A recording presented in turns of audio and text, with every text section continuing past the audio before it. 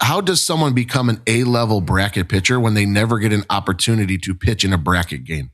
How do you become that, Ken? I don't understand that, right? Yep. Yeah, it was like I had a friend named Ray Minshew who used to say, it's hard to build a track record if you never get on the track. At the field, in your car, or on the couch, get your fast pitch info from the coach's mouth.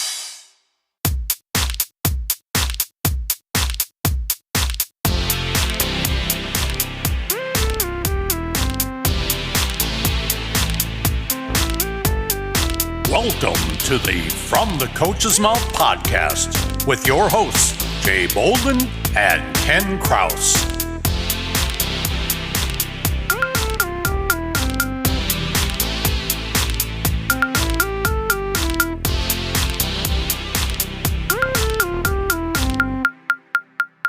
Yes, hello everyone. Welcome to the From the Coach's Mouth podcast. This is Ken Kraus here as always with America's sweetheart, Mr. Jay Bolden. Jay, how you doing today? Just doing great. Thanks, America's sweetheart. That's fantastic. Yeah, no, I'm doing good, Ken. Summer's coming to a close here for me. Getting ready to switch gears and sadly get back to work. But outside of that, things are good. How about yourself, buddy? What's this work thing you speak of? Yeah, must be nice, man. Yeah, I've got a handful left, and then I'll understand what it's about. So, but I'm not there yet, so I got to keep, you know what they say, keep your eyes on the prize. So I'm trying to do that every year. Keep the eyes on the prize, and it'll go faster than I can imagine. Before I know it, it'll be here. So yeah, you'll see that light at the end of the tunnel, and you just have to hope it's not an oncoming train. Yeah, that's a true statement. I really hope it's not an oncoming train. So the whole goal is just to get there first, and then it's like, okay, now what can I do? So, but no, it's been a busy summer and a busy year, and things are winding down for all of us with the nationals being done, and all that good stuff. So how about you? Yeah, it's been the same. It's been interesting because I had a vacation week last week. So I was down in Missouri, Lake of the Ozarks, enjoying that. You had the entire family there.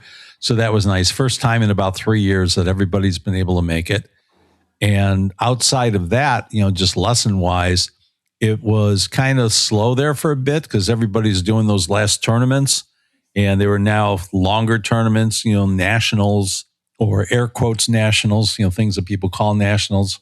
But then, kind of right along the way, all of a sudden I started getting texts and messages and emails and so I've looked at a bunch of new kids coming through, just, they were testing out the waters. And I think we can talk a little bit about that in a bit. Yeah.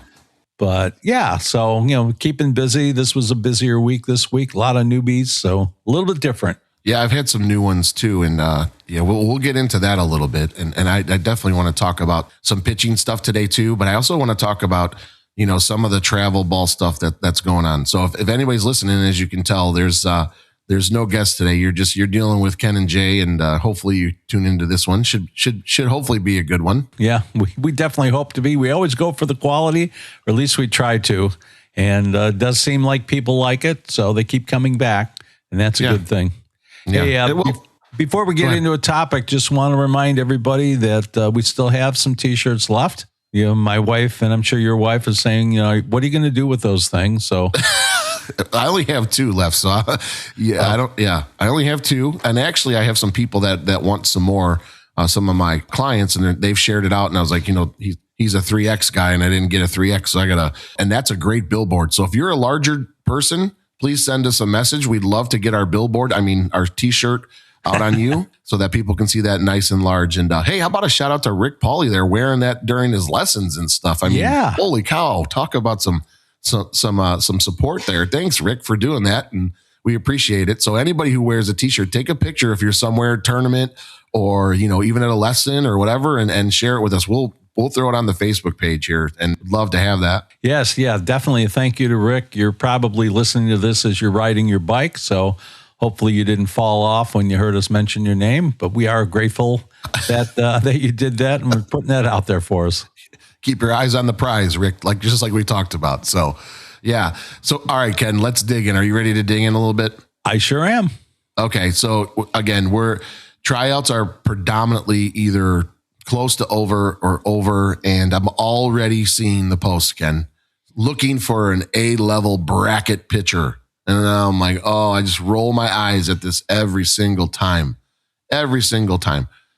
Ken, what is an A-level bracket pitcher? I don't understand what that is. I mean, I think I see A-level bracket pitchers every single lesson that I'm doing. What about you? Or is there just somebody that's just like, wow, man, you must be just amazing. What's an A-level bracket pitcher? I don't understand this. Is that somebody that just throws 65 and leaves it down the middle? Is that somebody that, maybe they can really hit their spots? Or they throw 68 and they can't throw a strike to save their life? I'm trying to figure out what an A-level bracket pitcher is, Ken. What is it? I think when they ask for an A-level bracket pitcher, what they're looking for is someone that can go in there and win the game for them. They don't really care how. I don't know that they even know what it looks like. They just know that they want somebody that they can throw in there, and then they don't have to worry about anything. They don't have to make sure their team is hitting. They don't have to make sure their team can play good defense, because that pitcher is just going to go out and dominate every hitter. Man, I don't. Do you have any of those, Ken?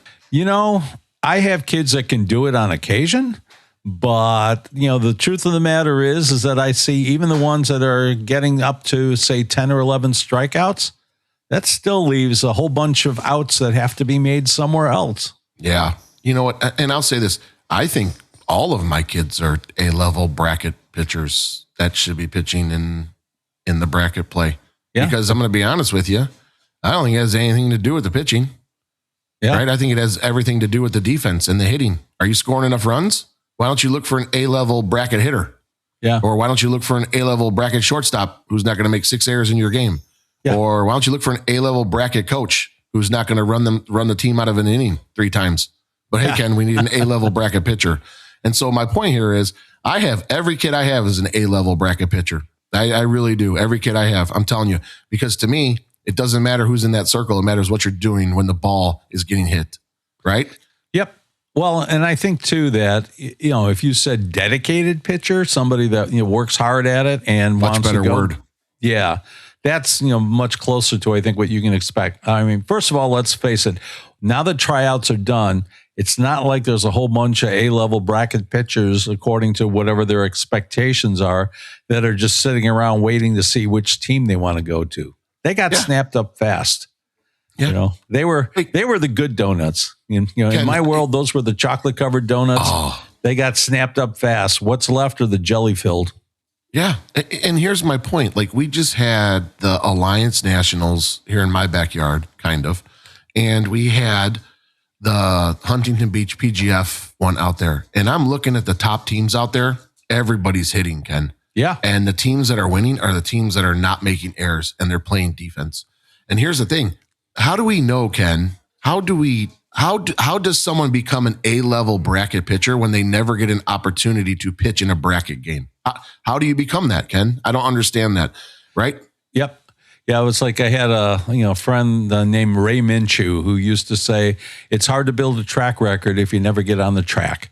And I think that that's one of the big problems, is that these teams want to win every little dinky local tournament that they have.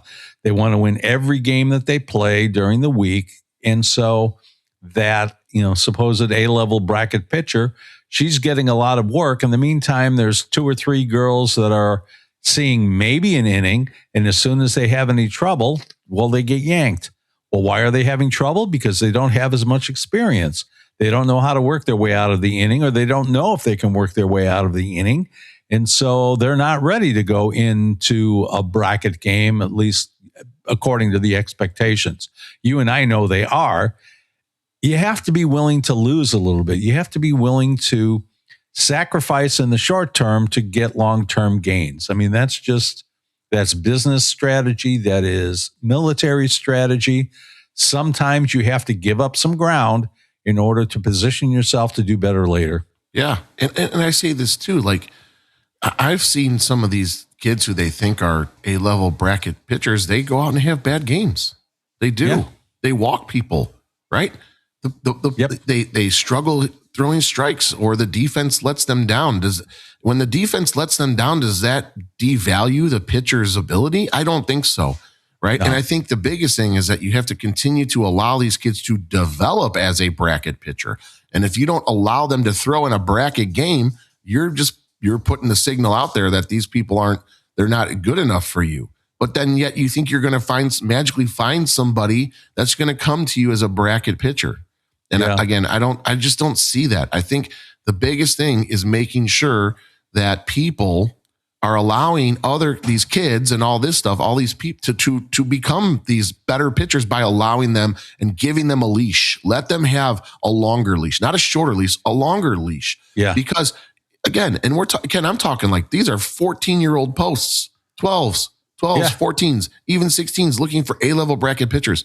I've seen 10s that did it. Exactly. You're not even developed at that time. You don't know if this kid is going to be the next Pickens, the next Ball, or Fromm. You don't know this. So why don't you continue to try to develop them and give them opportunities? And again, I'm going to say it again.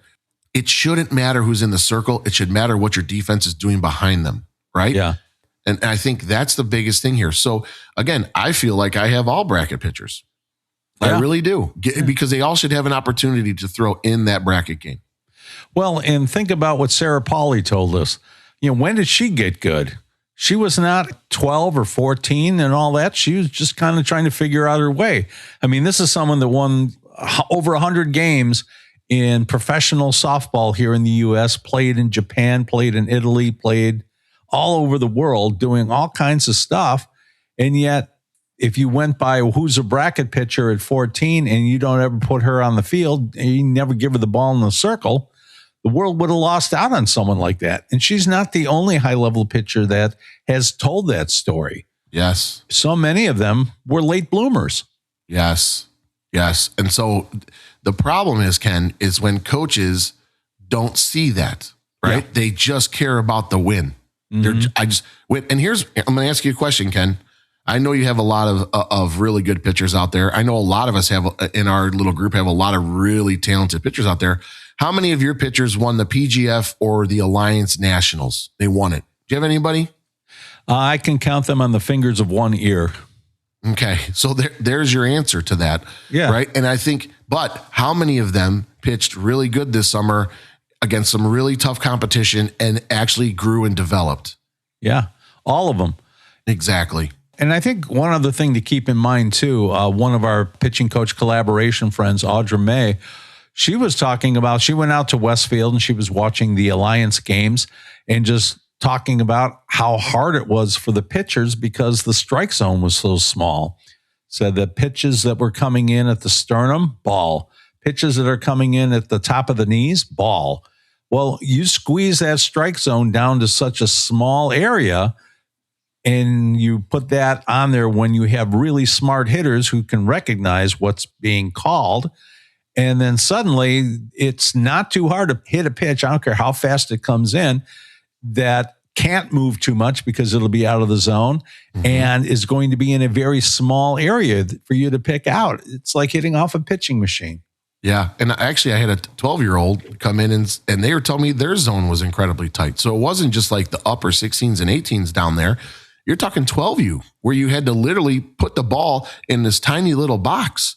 Yeah. So again, there's your A-level bracket pitcher has to put the ball in a box, and guess what? That ball's probably getting hit, right? Yeah. So if you're advancing, if you're winning down there, it's because you're playing really good defense, right? And I go back to offense, or you're scoring a ton of. And you know what? The crazy thing, Ken, is I saw games down there, like watching on Game Changers, 13-12. Yeah. Hello, like that's like, where's the A-level bracket pitcher in that one? Everybody pitched in that game. You know what I mean? Yeah. So the point of that is like, this is where we're at. And again, for people to be posting stuff like that, I'm going to go back to years ago when, not my daughter's team, but a buddy of mine, we coached PGF at that time was the biggest thing. We were coaching PGF. We had 4 pitchers. We had 4 catchers. We just rotated kids. Honestly, even in bracket, I'm like, okay, you've got game 1, you've got game 2. She gets in trouble. You're in here. We rotated them. Ken, we earned bids. We did all that stuff. I told them, it doesn't matter. Told my team, doesn't matter who's in the circle. It matters how well you all play defense. And if we play good defense, take care of the ball, hit the ball, score some runs, give them a cushion, we're going to be okay no matter who's in the circle, because all of them were bracket pitchers and all of them were capable of getting the job done, which they did. I've got some trophies to speak of it and show of it.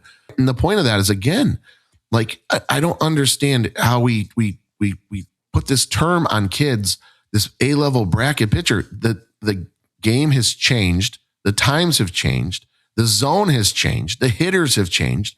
We've got to play better defense. And so we have to develop better defenders and let our pitchers grow, right? And I think that's a part of this whole thing. So when I see that stuff, I have to shake my head. All of these kids can be bracket level pitchers for you if we do this correctly. And if we allow them opportunities to throw in the bracket game. Like you said, you may take an L. That kid may be scared out of her mind the first time she goes in that championship game, right? People want to talk about, I could talk about some of my kids that, I'll tell a quick story here, Ken, about one of my kids who Division I pitcher, right? She comes in as a freshman, first game out of the box. This is years ago. They played the number 3 team in the nation. Right? She's at a mid-major, Florida, right? Yeah. Puking before the game, Ken. Puking. Puking. It's not even a championship bracket game. This is her first start against the number 3 team in the nation at the time. She's like, Coach Jay, I was vomiting in the dugout in the garbage can. And then she proceeded to go out and give up 8 earned runs in a 2 1/3 of an inning. And I said, kid, I'm like, I get it, right? Like it's a whole new thing. But again, the coaches kept throwing her out there through the year and she had a pretty solid freshman year. And again, I think that's part of it. You're going to be nervous the first collegiate start. It's part of this, but we have to give them opportunities to do that. Yeah, I think it was actually smart for them to throw her against Florida because there's a built-in excuse if you don't do too well. So she can go out there and, part of it is, as a coach, you're going to look and say, all right, here's a high pressure situation. What the hell? Let's, it doesn't really mean anything. Let's go out there, throw her out there, see how she handles it. And in fairness, Ken, they threw everybody against Florida and everybody had similar results. So, I mean, they're number 3 team in the nation at the time. And they had a very good pitching staff. This is years ago. Every pitcher they put in that game got lit up by Florida, which this is what it's about, learning, right? And so my point of that is like, we have to give people opportunities to show what they can do in these bracket games, whether you think they're a bracket pitcher or not. Yeah, well, I was having a discussion with a mom. She was a little worried about her daughter. She gave up some hits and stuff. And fortunately, our buddy Matt Wiederman had posted that video of Carlin Pickens in an AUSL game. So when she sent me the text, I sent that back and said, this is a bad day. The video was Pickens giving up back-to-back home runs. Yeah. So it happens to the best of them. I mean, we had Emma Lemley on here telling people she still would throw a rise ball over the catcher's head to the backstop. I mean, again, what are our expectations as coaches? This is something we need to dig into a little bit here too. Trust me, I will hold you accountable. I firmly believe in that. But what is my expectation? Is my expectation that these kids are perfect? Because that does not exist in this sport. No. There is no perfect player. There is no perfect pitcher. And if your expectation is that these girls are going to be perfect for you, then we're doing it wrong. We're doing it wrong. And I think that's the expectation a lot of these coaches have. And the pressure, this is where that pressure comes in, Ken, from these kids. And they feel all that weight on them that they can't go out there and play because coach is going to get mad at me after the game. He's going to scream at me or this or that. What is the expectation of these kids from us as coaches? Is it too much? Yeah. Well, and I think you have to look at it, and I'm going to throw parents in there with it too. It's, there's a lot of parents with unrealistic expectations of what their kids are going to do. I can speak to when I was working. I make fun now, but when I worked, I had a fairly high pressure job. You're doing very important work there as a teacher. I mean, are you always on top of your game? Are you always 100%, or are there days when you go in and you're just not feeling it? I think everybody knows the answer to that. It's impossible to be 100% all the time, right? Yeah. I try to do my best every day. I will tell you that because that's what's required of me, right? Yeah. But are some days not as good as others? Yeah, for sure, Ken. And I say this all the time, like, try your best. And whatever that is on that day is your best. And expecting me to be at 100% every single day is just not, it's not possible. right? Yeah. And especially we understand this as parents and as coaches, right? Like you have to kind of spread yourself out a little bit. You have to be able to give everybody as much as you can 100%. And that's very difficult, right? As a person to spread yourself out and give everybody 100% because there's not enough of you to do. Does that make sense? Yeah. And, when you think about it, you say, well, yeah, but, it's different when you're working. Not really anymore. These kids are playing practically every day, which is another topic we're going to get into. And so it's a little different if you have to get yourself up for a couple of days on the weekend versus get yourself up for 5 days or 6 days in a row. And I think travel. Yeah, and travel and do all of that. I think the important thing is to give 100%. You may only have 60% of what you have to offer on this particular day. Give 100% of that 60%, and you'll just have to hope that things are better on the next day. Yeah, agreed. And I think this is something that, like you said, we need to talk about too, is like, what's the expectation? Right? Do we expect this pitcher to hit 100% of her spots? We've had several college coaches come on here and say that's just not possible. Right? So we're looking for 60%. And that's Division I. I have this conversation all the time. And we end a lot of my lessons, Ken, with doing, like I think I told you, 2 out of 3s is what we call them. Yeah. And that's 66%. Right? And that's with a 12-year-old. If she's hitting 2 out of 4, I'm still pretty happy, dude. If we're 1 out of 4, now I'm a little concerned, right? And some of my older kids, my college kids, I'm like, our goal is 2 out of 3. We want to be at that 66% percentile if we can. If we're a little under that, that's fine. But the point of that is I'm not asking them to hit 100% of their spots. It's not possible. It's not feasible, right? No one can do that. I've yet to see any pitcher, right? We've seen it on TV. Some of these pitchers crossing up their catchers. You know what I mean? Like they missed their spot. The batter might have swung and missed. And I tell kids sometimes, I literally say this, Ken, I go, sometimes your worst misses are the best pitch you could have thrown in that situation. I say that to my kids at St. Xavier. So yeah, we tried to throw that curveball over there, right? And it's breaking, but it rose and the kid swung and missed. I'm not complaining. I'm just not complaining. Yep. So, I think our expectations are as coaches and parents sometimes are just a little too much for what we expect. They can't be perfect. We have to allow them to fail, right? We have to allow them to fail and grow. Yeah. And sometimes it isn't even fail. You might have thrown your best pitch and hit your spot, but hey, that girl with the bat in her hand, she's there to hit the ball and she did her job and she got her bat on the ball and it got hit. And sometimes it goes over the fence.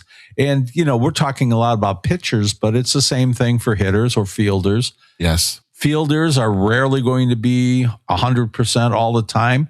You look at your Golden Glove winners, even in Major League Baseball or the AUSL and all that, it's usually 9 something. It's not 100% or 1,000% or whatever the number would be. It's not going to be there. People are going to make mistakes. There's pressure. There are things going on. Maybe somebody realizes that this girl is a little bit faster than they're used to having to make the play on.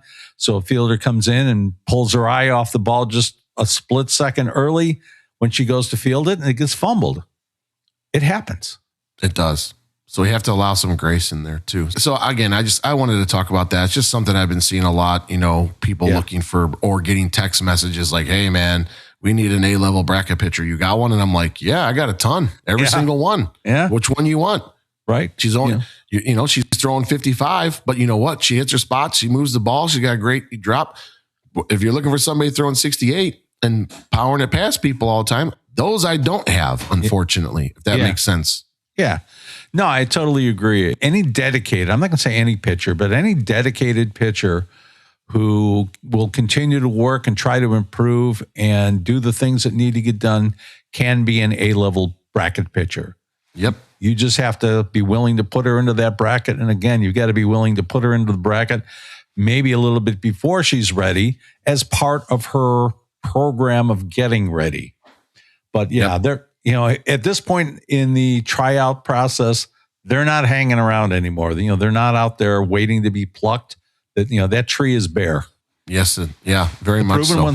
Proven ones are gone.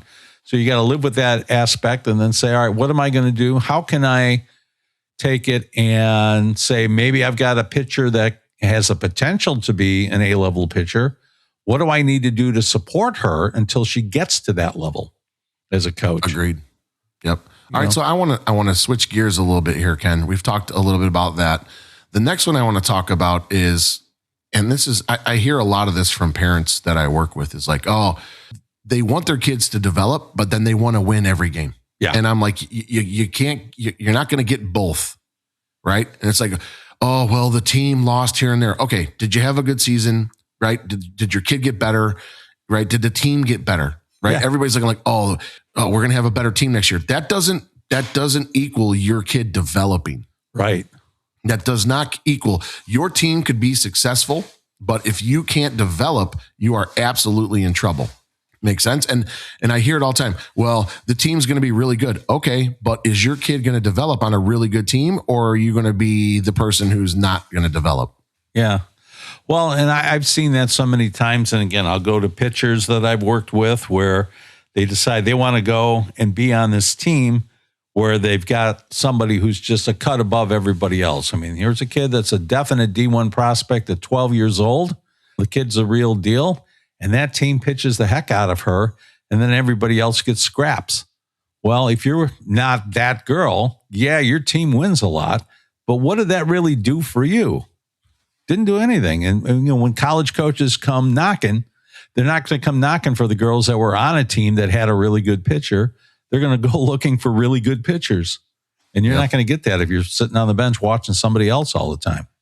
Yeah, true. And I think what drives me crazy about that is like, you guys, do you want to win every game, or do you want your kid to get better? Right. What do you want? You're searching for these teams.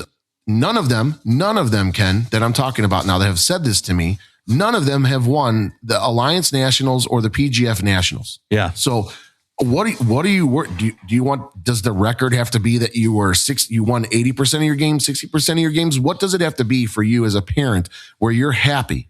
Right? Yeah. I don't get that. For me, I'm just talking about me personally. I'm happy when my child has the ability to be out on the field, to progress and to play. Win or lose, I want to win every game, Ken. I do. But you know what? It's not going to happen. Just like hitting your spots, 100% of your spots is not going to happen. Yeah. Teams are better than us, and that's okay. Did we learn something through the loss? Because sometimes you learn more when you lose than you do when you win.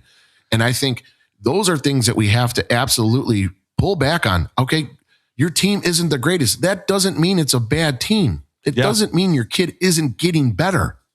If you're a parent who just wants to win games and that's all you care about, go find those teams. They're out there.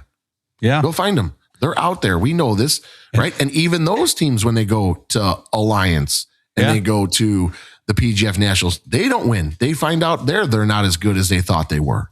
Yeah, there's a great song by the Drive-By Truckers that's called Carl Perkins Cadillac. And one of the lines in there I love is, I've got friends in Nashville, or at least people I know. Nashville's where you go to see if what is said is so.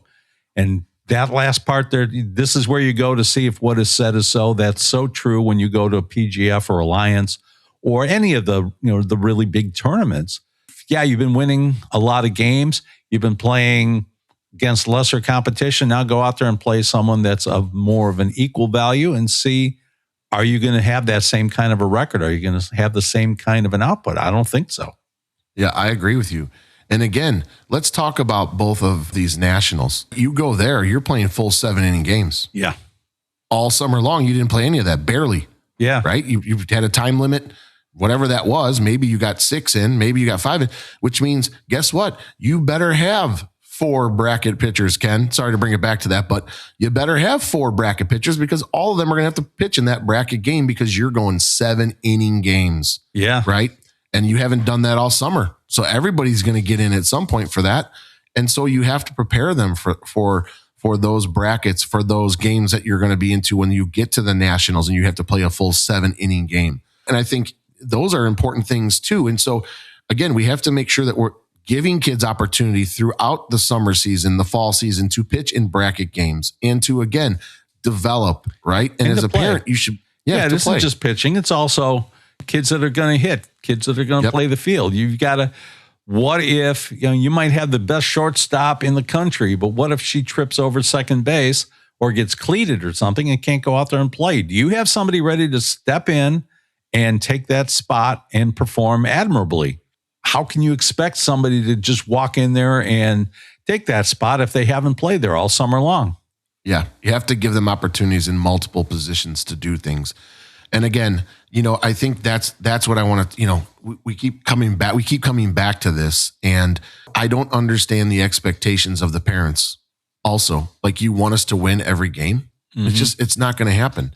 Right. And look, you have to look at the big picture. Ken, I think a lot of this for me is like, you and I both have younger kids that come in. I've got some 9U kids now and 10s and some 11 and 12s that are coming in, and we've had them before. And I think to myself, man, when that kid came in here, she did not look like what she does now when she's 18, getting ready to go to college. And if I would have gave up on that kid when she was 11 because she didn't do the things that I needed her to do at that age, that kid never would be where she's at. And so us as coaches, like, we worry about what they look like now, right? Because again, they want to win. And this kid's going to help me win, instead of going, you know what? I'm going to invest in this kid. I'm going to invest in these kids, and I'm going to develop them. And that's not happening anymore. You know what's going on, Ken. It's okay. Develop the top 9, the other 3 on the bottom go. And then the following year, somebody takes your bottom 6, 7, and 8, or 7, 8, and 9, and they come onto that team, right? And they're trying to develop those. And it's just a chain of moving up and up and up and up and up. Well, what happens is the kids that are 10, 11, and 12, those kids have to go find new homes, and someone's got to invest in them. And if we don't invest in these kids that are 10, 11, and 12, or even 13 on some of your rosters, or 14, if we don't invest in them, then they're never going to get better. And so we have to stop just investing in the top 9.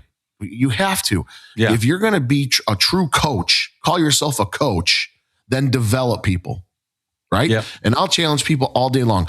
We can go back. You and I, we know this. We've had kids that have come in, walked in our buildings, Ken, at 10 years old, and you're like, oh, man. And you see the first pitch out of their hand, and you're like, oh, what am I going to do with this? Yes. And then here we are when they're 18 and they've committed to a Division I or Division II or NAI or whatever college. And it's like, man, what a long haul this has been. But man, is that the most rewarding thing in the world? That's what it's about as a coach. Time, Blue. Hey, Jay, on a scale of 1 to 10, how important do you think brush contact is for pitchers? It's pretty high up there, Ken. Probably a 10, since it's hard to get maximum speed or accuracy without it. Yeah, I agree. But have you ever had a student who struggled to get good, light brush contact? Sure, all the time, in fact. Especially when they've been taught hello elbow and are trying to throw around their hips, or they're sliding their hips out of the way, doing that crazy ninja move. So what do you do when you run into that situation? Keep railing on them until they get it right? I used to do that a lot, but then I learned about a product called Pitch Squeak, Ken. Pitch Squeak? What's that? It's a cool little armband with a squeaker inside of it. Like a dog toy? Yeah, kinda. So how does it work? Well, you slip the armband onto the pitcher's forearm and you set it so the squeaker is where the brush contact should happen. Then, when the pitcher goes into release, she tries to get it to squeak, like this. If she makes it happen, she got brush. If there's no sound, she knows immediately and can make a correction. Wow, cool. So she gets immediate audible as well as tactile feedback. Oh, there you go again, showing off with those big and technical words again. But yeah, she can feel it and hear it. Does it really work? You bet it does. I use it with my students all the time, and it helps them learn how to get brush contact pretty quickly if they practice with it. Sounds neat. Where can I get one? Oh, it's easy, Ken. Just email support@pitchsqueak.com, and Jason, the inventor of it, and a Polygirl certified pitching coach himself, will ask you how many you want and send them right out. I'll do that today. Thanks, Jay. What's that address again? Oh, you bet, Ken. It's support@pitchsqueak.com. One more time for those of you who are listening, support@pitchsqueak.com. And don't forget to mention in the email that you heard about it right here on From the Coach's Mouth podcast, and you'll receive 10% off. Play ball.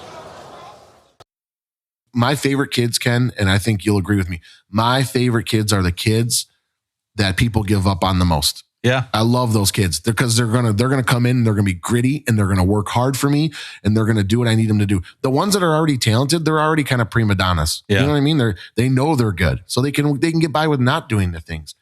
We already know those kids are gonna be great, right? Yeah. Yeah. But for me, I love investing in the kids that just don't get it right away, but when it clicks, it's the coolest thing, man.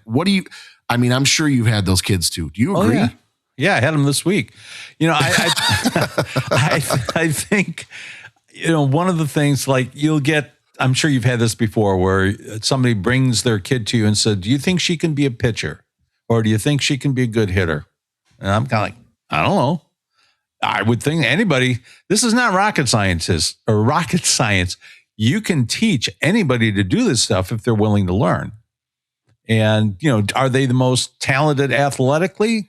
Are they the most gifted in that area? Maybe not. But you can still learn these skills. You can learn how to do these things, and you can compensate for whatever you might lack with another quality that comes in, and you get more of that. So here's a good example for me just from this week. Okay. I had a couple new kids who started, and their mechanics weren't bad. Two of them I'm thinking about, they had great elbow bend. They had great lag. Then they come into release, and of course they were taught, snap that wrist. Okay. Oh. And it's just a killer there. So we spent the whole time, the entire lesson just working from K. But man, what a feeling when you see them starting to relax and get that pronation a little bit. And you see the numbers, because I always have the radar going. And, it's not fast, but it's faster than it was, which is what we're looking for. And you can see the energy is just going in. It's looking more effortless. And I'm like, wow, this is great. I feel like I won the Super Bowl. Yeah. Ken, it's great that you said the S word. So I tell kids all the time, there are two words that I hate, the F word and the S word in this building. And their minds already, the teenagers are like, uh-oh.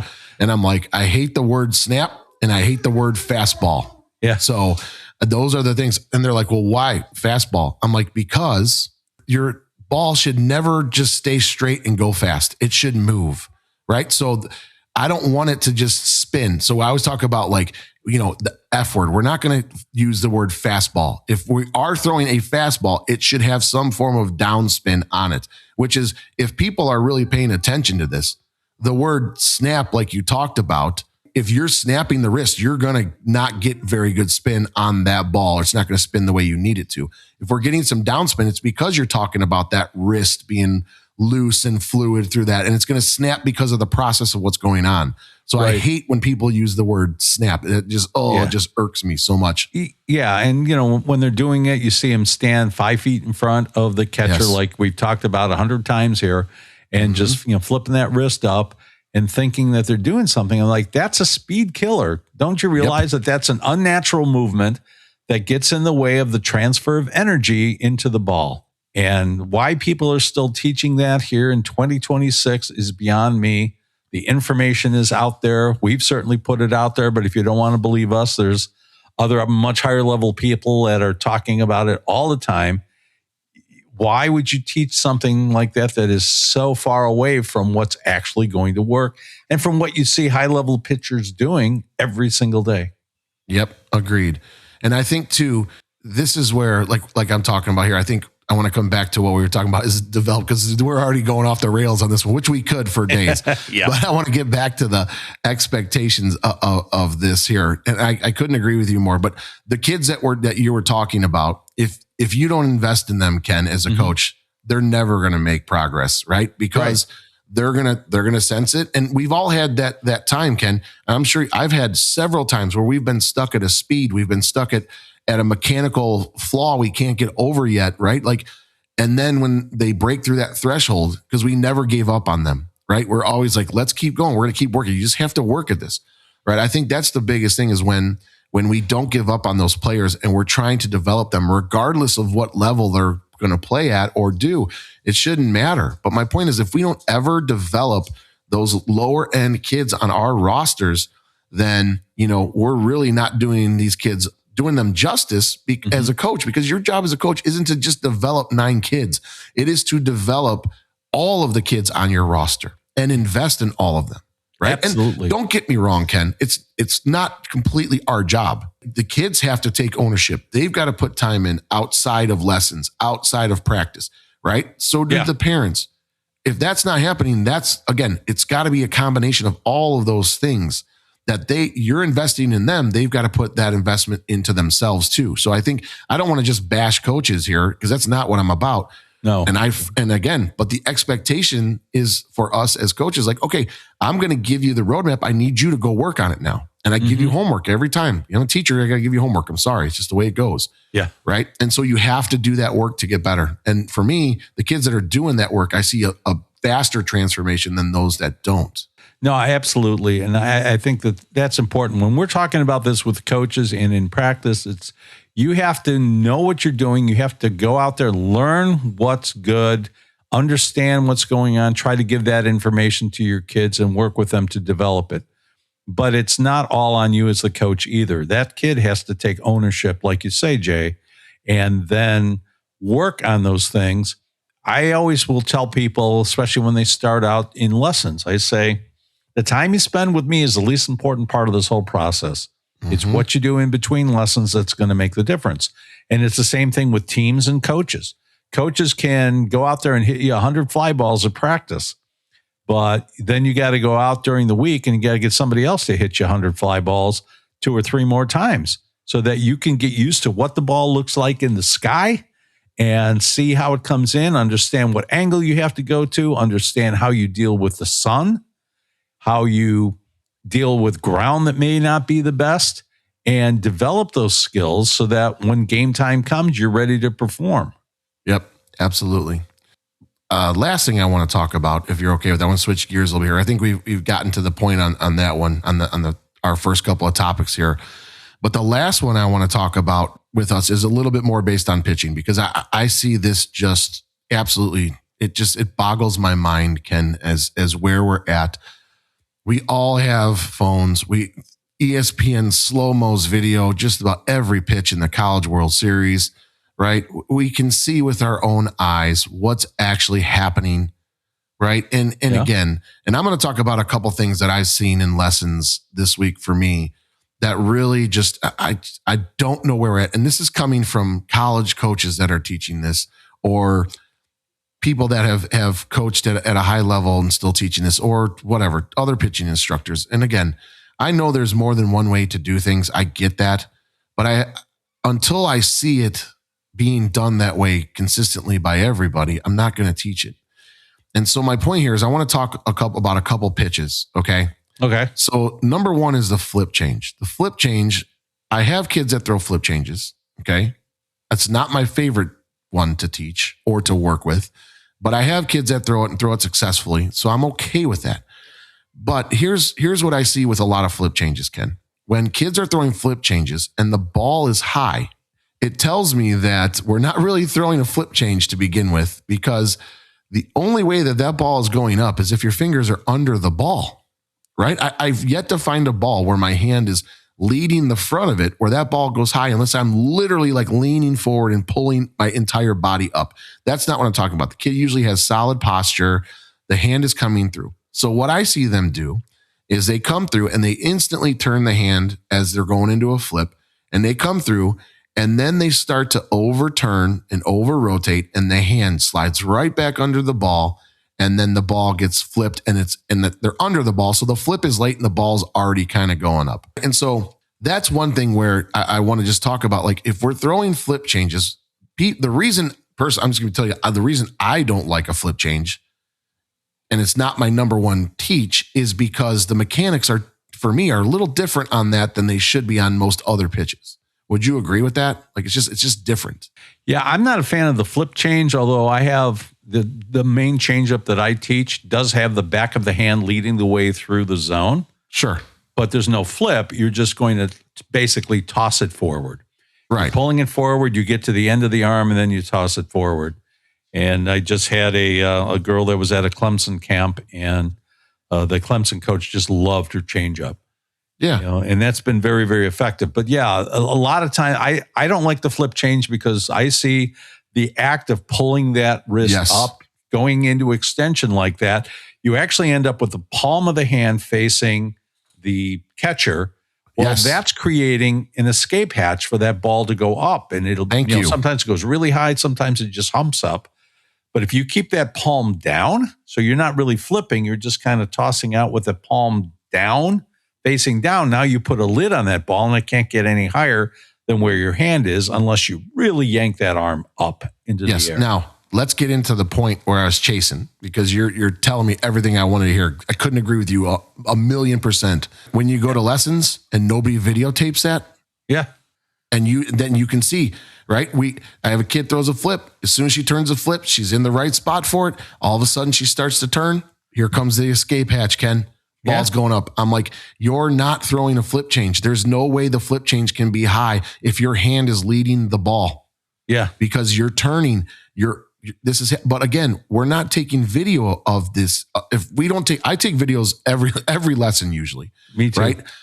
Because I have to, and I want to see. This is my point. Seeing is believing for me a little bit, right? Unless we're talking about Christmas. But the point of that is we have to do this as instructors. We have to take video and look at what's going on and what's causing that hand and that arm to turn that hand back.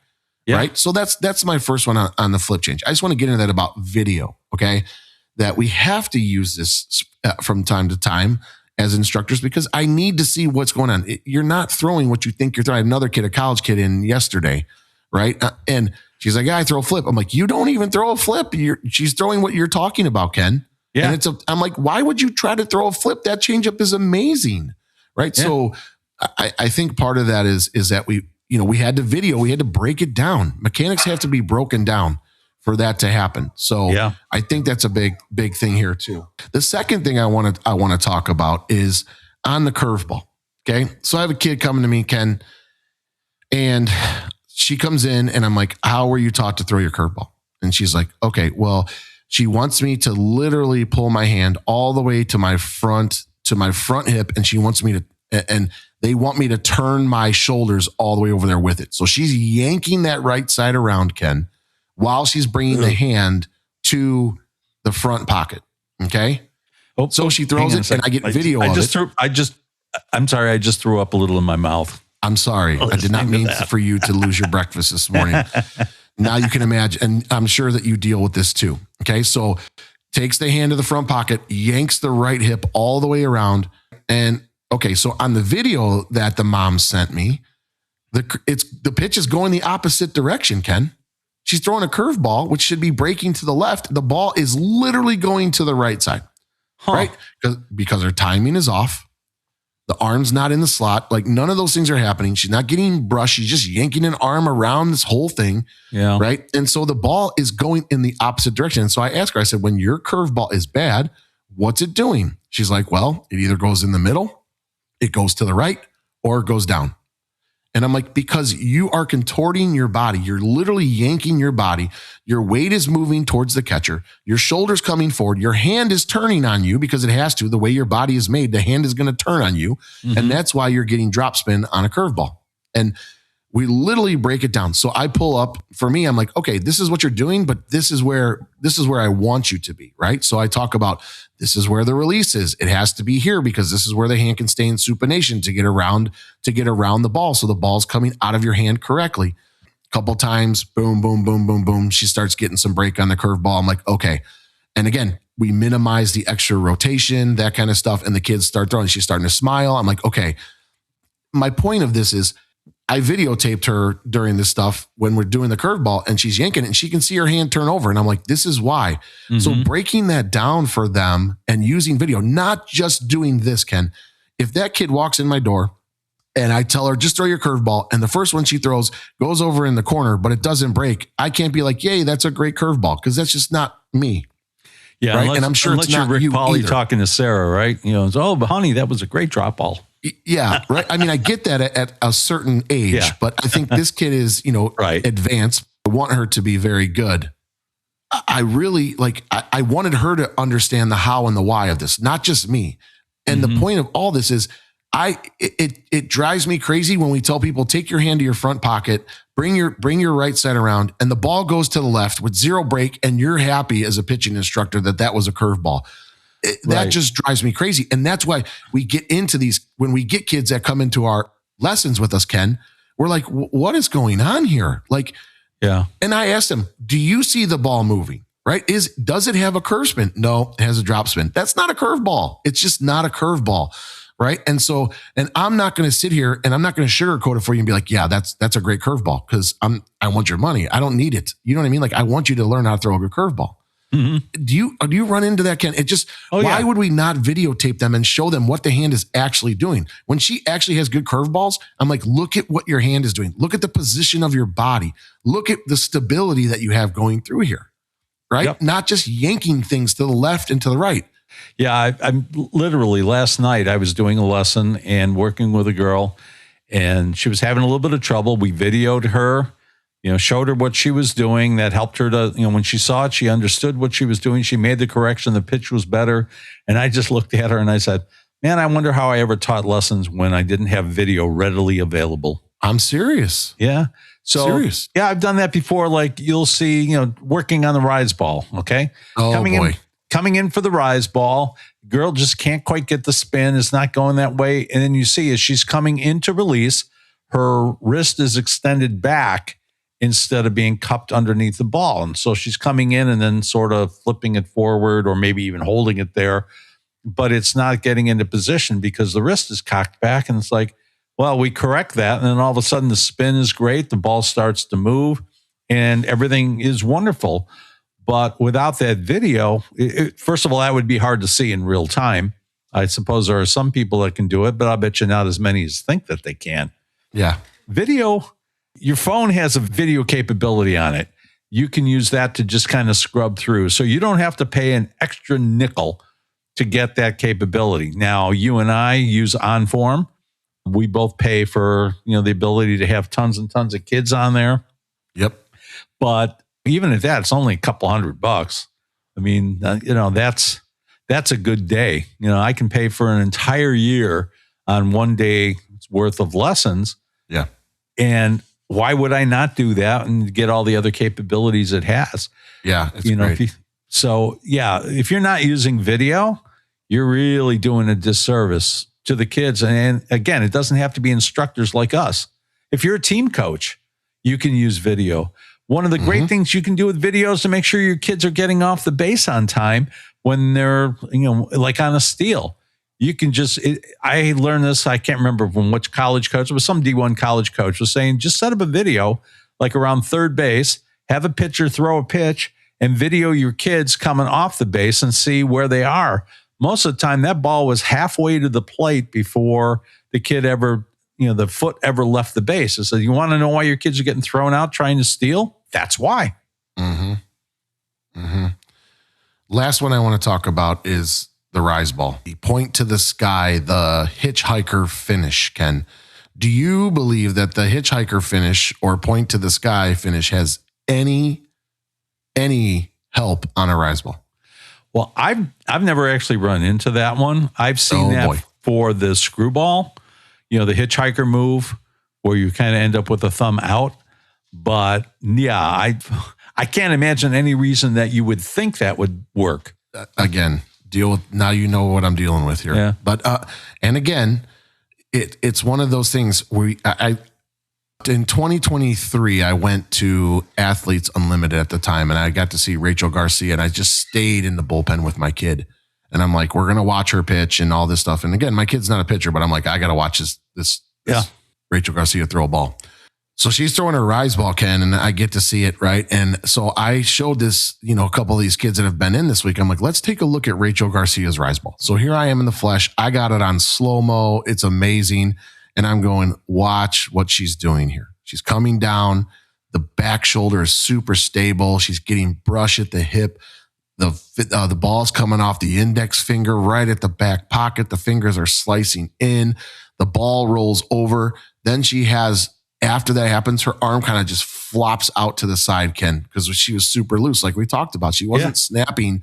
She wasn't turning a doorknob to throw a rise ball, right? No, right. She wasn't flicking her hand upward to get the ball to go up. She was getting that ball off that finger, right? So she comes in, the arm just unravels so loosely, Ken, and it's in slow-mo. It's the coolest thing.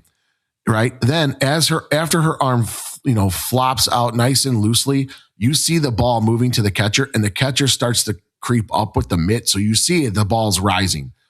Then Rachel Garcia comes through and finishes like this with her hand up. And I'm like, and I try to tell the kids, I go, do you think her hand finishing up had anything to do with the fact that that ball is rising? And they're like, no. I go, what is really making that ball lift? And they're like, how she releases it. I go, look at her arm unravel out away from her body after she releases the ball. Then she kind of brings that arm up as if she was under the ball trying to throw it up. And that's what I'm getting, Ken. I get these kids that come in that are literally finishing fist up, or we're told to hitchhiker. Yeah. Like, bring your thumb up and shoot up. And I'm like, that's not what makes a ball go up. Or, Ken, I get this one. This is another one this week. I'm sorry, I'm venting to you. I feel like I'm at confessional right now. This is great. Father Ken, beautiful. Yes, go on, my son. Bend your back knee as much as you can to get under the ball, Ken. Oh, bend. yeah, I've heard take that the one. back knee and bend it down. That one I've heard. Ken. Yeah. Like, where are we at? Like, you're just happy that a ball goes up. I'm not, again, that's just use video. Just, I will never delete that Rachel Garcia 2023 video of her throwing a rise ball in the bullpen up at the Bandit Stadium up there by O'Hare. I'm going to use that to teach my kids. To me? You want it? Yeah, for sure. Oh, I'll absolutely send it to you. It's fantastic, Ken. You don't see her bend her back knee. You see it come in. The hand flops out. It's in slow motion. You'll just have to get my youngest got her cranium is in the way a little bit there. I tell her to get out of the way, but that's okay. So once that gets out of the way, you can see everything. But yeah, I'd be happy to send it to you. And again, that's what I use. So we're going to take video. I tell them all the time, we're going to take video of you doing this, and we're going to use it, and we're going to use Rachel Garcia so you can see what the hand is doing. I know you're not going to throw it that well right now, but this is the goal. So where we're at release, how we're releasing the ball, those are the big things here, not where the hand finishes. Yeah. Not where the hand finishes. Now, I will admit that I've told girls to bring their hand up, like, more toward their head after they throw the rise. But the reason I'm doing that is because they're holding onto that rise ball too long and their hand's pronating, and then they're trying to get the ball out of their hand. So I just use that as a target to get the ball out. Got it. It has nothing to do with making the ball rise. Correct. Correct. That's just a little trick. And then eventually I expect that they will stop doing that.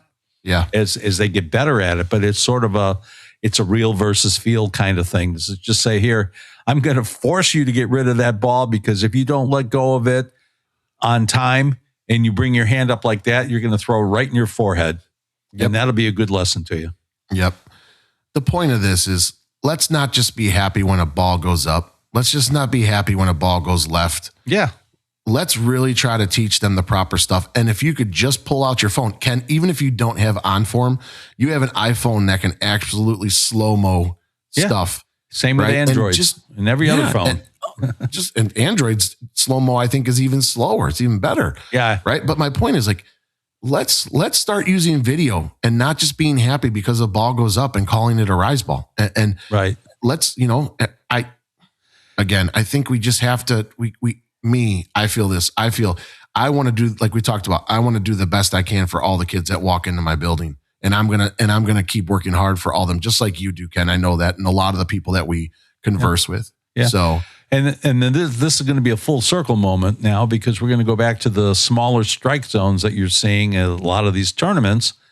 If you're just yanking the ball across and happy that it goes left, well, if nobody swings at it, that ball's just going to get called a ball, and you're not going to get anybody to swing at it with that kind of a big sweep on it. Yep. You're going to have to be able to make that a lot more precise. You're going to have to be able to get later break on that ball to get someone to induce them to swing on it. And if they don't swing, to maybe get a called strike for it, but at least not make it so obvious, make it easy for the umpire to call it a ball. So there's another reason to do it right there. Yep, absolutely. And I'm going to tell you this, Ken, my biggest focus over the last, especially with some of my older kids now, and then this is just me talking what I'm doing, is I have 100% been focusing on trying to tunnel as much as I can. Yeah. Like through the hoops, through the lines, because I'm trying to get every pitch to look kind of identical. And we have to have more deception. I think this kind of feeds into all of this, that we just can't throw a ball up and then ball to the left and call it a curveball, call it a rise ball. Are there ways that we can make these pitches look identical but be different? And I think mechanically speaking, I feel that way. And also movement wise, I feel that way. So I think that's like my main focus with a lot of my older kids, right? Is okay, we know how to spin it. We're spinning really well. We're moving the ball well. Can we make this pitch in this tunnel, and can we make it do and look identical to all your other pitches or close to it, so that we can deceive these hitters into getting weak contact or swings and misses? And I think that's like one of my biggest focuses. Even at St. Xavier, we really, this year for me, is the zone's getting tighter and tighter every year, I feel. And we've got to find a better way to tunnel your pitches so that we can be more deceptive to our hitters. So, yeah. Yeah, no, I totally agree. And it's also funny when you talk about that with movement. I've had girls come back and they'll say, oh, how'd it go? And, oh yeah, the umpire wasn't calling my drop ball. Like, well, there's a couple things to that, in that if you threw a drop ball and the hitter didn't swing at it, it should be a ball. Okay. It shouldn't be a strike. You should not be leaving that ball in the zone. You should be keeping it in the zone long enough to induce a swing. So that could be a problem. So you could tell me that I wasn't getting hitters to swing at my drop ball. Yeah. But if the umpire's not calling it, same thing, if you're trying to throw to me, a quality curveball is going to wind up off the plate, at least a little bit. If that's getting called a ball, then yeah, you did your job. You just have to now do a better job of keeping it in the zone longer to get that hitter to swing. But don't think that because it wasn't called that the umpire was at fault. Yep. Maybe you did a great job on your curveball, and then you just had hitters that don't like the outside pitch anyway and won't swing at them. Yep. Very true. Awesome, Ken. Well, we've been here about an hour, so a lot of good conversation today. I thought this is a good one, and a lot of good takeaways for people too. So anything else you want to talk about, or you want to wrap it up? I think we've covered quite a bit here, and hopefully, I know we did a lot of pitching talk again today. Hopefully that people understand it isn't just pitching. That there's a lot of the stuff that applies. Again, we could talk for another hour about using video with hitters. Yes. Because there's a whole series of movements that have to happen. And if they're not happening in order, the right movements in order, then you're going to have a lot of trouble hitting the ball. Very true, Ken. Awesome today, man. This is great. So, okay. Well, I guess that's it for us this week. Thanks to all of you for listening and the kind words you've been sharing with us. If you like what you're hearing, please remember to give us a like, leave a comment, and share this podcast on your social media channels. Make sure you never miss an episode by following us on your favorite podcast platform. And if you're so inclined, you can also give us a great review on Apple Podcasts to help more people find us. On behalf of the From the Coach's Mouth podcast, have a great rest of your week and weekend.